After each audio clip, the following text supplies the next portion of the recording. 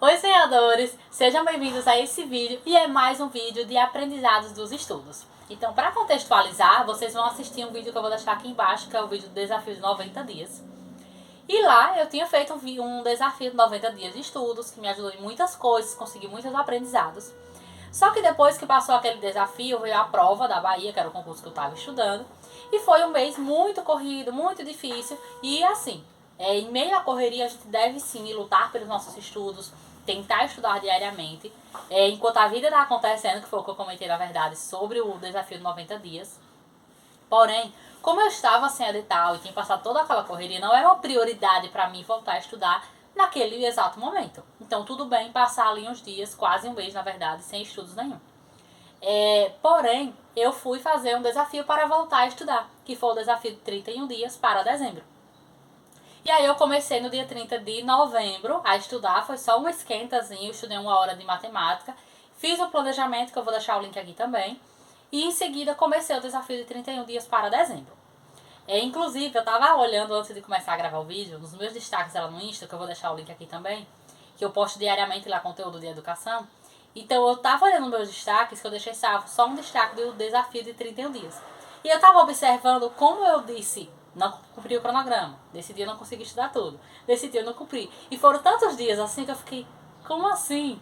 E aí vem uma grande reflexão sobre levar em conta a sua realidade. O meu planejamento foi ótimo, foi incrível. Inclusive, esse mês eu quero voltar até com esse planejamento. Eu estou estudando, mas estou seguindo outro planejamento por enquanto de um curso. Quero voltar com o planejamento de dezembro, que foi um planejamento ótimo. Em sentido de organização dos conteúdos, divisão da disciplina, a quantidade dos conteúdos relativa à necessidade de estudá-los e a minha relação com cada disciplina. Desse ponto foi ótimo. Mas o que eu não levei em conta na hora do planejamento foi a realidade de que eu estava de férias. Então vem aquele cansaço de final de ano, vem aquelas renúncias que a gente vem fazendo, que é a hora de dizer, não, isso eu me permito fazer, agora eu me permito fazer isso, já cheguei de renúncias, agora é hora de relaxar. Então vem essa sensação também do cansaço, a própria questão de se reorganizar para o ano vindouro, por exemplo. Aquelas metas de final de ano, de fazer as metas, de organizar o cantinho de estudos, dar uma limpa no computador, não sei o que. Então, vem todo esse clima e eu não levei em conta isso e o que era que eu poderia ter feito. Por exemplo, a última semana do ano eu poderia ter deixado livre. Alguns dias específicos que eu iria sair ou fazer alguma coisa, eu também poderia ter deixado livre. Ou, por exemplo, sábado e domingo, ter deixado só, pronto, 10 questões no sábado, 10 questões no domingo. É isso. Então, era uma organização que eu poderia ter feito para melhorar o meu desempenho. Porque eu estava tentando fazer os 100% todos os dias e não estava conseguindo. Aí, tá, mas você tinha muito tempo, você estava de férias. Eu disse isso pra mim mesma. Mas vem toda essa sensação e aí envolve aquela questão que as pessoas comentam. Aí eu não consigo estudar porque eu trabalho o dia todo, eu não consigo estudar porque eu trabalho, porque eu tenho coisa de casa, porque eu tenho isso. Mas, às vezes a pessoa não tem uma rotina tão corrida assim e também não consegue estudar. E foi o que eu vivenciei nesses dias. Por quê? Tudo é questão de prioridade e de gestão do tempo. Então, se você for pensar, quanto tempo você passa, sei lá, nas redes sociais? Quanto tempo você passa, sei lá, no trânsito, para quem pega transporte, que poderia aproveitar isso de forma com qualidade? Quanto tempo você tem, por exemplo, no almoço, ou uma vaguinha no trabalho, dependendo do trabalho que você tem um tempo que você poderia utilizar para responder algumas questões.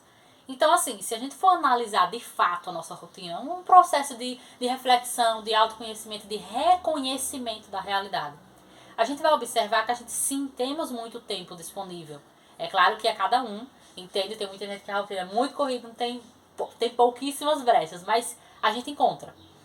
Encontra alguma brecha de alguma coisa que a gente poderia aproveitar de forma melhor. E aí é onde entra a questão de fazer um planejamento de acordo com a sua realidade, que foi o planejamento que eu deveria ter melhorado. Fazer o planejamento de acordo com a sua necessidade, que foi no caso que eu fiz. Fiz um planejamento que abarcava todos os conteúdos que eu precisava em uma quantidade justa para a realidade. E eu não estou falando isso no sentido de, eu estudei português 5 dias e matemática também foi 5 dias. Não. É de acordo com a necessidade. Então, se eu tenho mais dificuldade em português do que em matemática, eu vou estudar mais português, por exemplo. E eu falo mais dessas dicas no vídeo só de planejamento. Mas assim, o planejamento tem que ser de acordo com a necessidade e também com a realidade. Além disso, vieram os aprendizados do desafio de 90 dias, que foi um desafio assim maravilhoso de muitos aprendizados, e aí que eu levei em conta nesse novo desafio, algumas coisas, outras eu precisaria realmente melhorar, e assim continuamente. E aí vem outra coisa. Alguns dias eu tinha, por exemplo, tinha que fazer simulado, mas eu não tinha preparado o simulado. Então, na hora de fazer o simulado, eu iria o quê? Procrastinar, porque eu não tinha feito. Eu não vou fazer. Porque eu não sei o quê. Então, a gente precisa cortar muito as desculpas. E isso envolve realmente esse processo de autoconhecimento, como eu falei. E uma das grandes desculpas é o tempo, como eu também já citei. Então, assim, não é porque a pessoa tem muito tempo livre que ela tem muito tempo de estudos. Beleza. Outra coisa, não é porque a pessoa estuda muitas horas que ela consegue, de fato, aprender muito.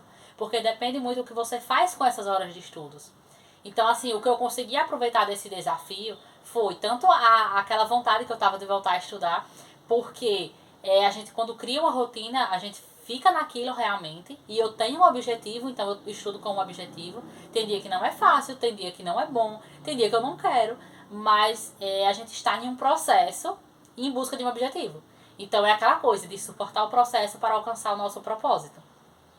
E em busca disso, a gente consegue alcançar muitos níveis em relação a nós mesmos, superando grandes limites. E é onde vem essa questão de cortar desculpas. Então, muitos dias eu cortei desculpas e eu pensei, tá, e o que é que tem? Qual é o problema de tirar 1, 2, 3 horas das minhas férias para estudar? Tudo bem fazer isso. Mas eu preciso também levar em conta esse momento de descanso, que foi uma coisa que eu falei no desafio de 90 dias.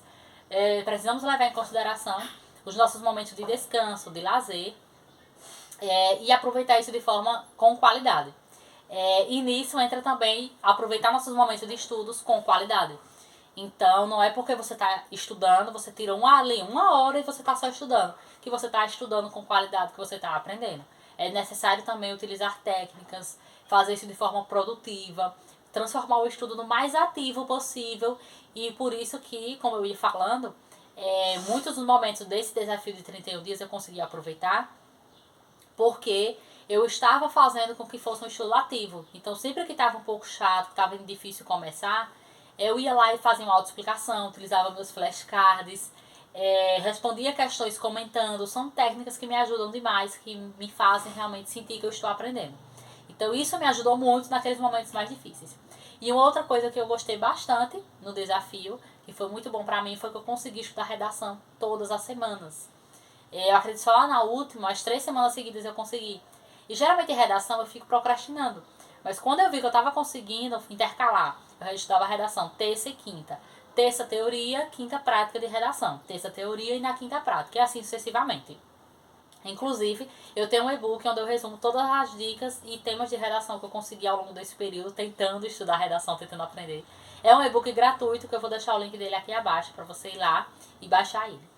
Então foram basicamente esses os aprendizados, as reflexões desse desafio de 31 dias. Em breve vou fazer novo desafio, agora em janeiro. E um desses desafios vai incluir uma novidade, que eu acredito que eu já vou ter liberado lá no Insta quando eu postar esse vídeo. Então eu vou deixar aqui embaixo também a novidade, que se chama a imersão. Então espero que vocês participem. Fica aqui o convite e até o próximo vídeo.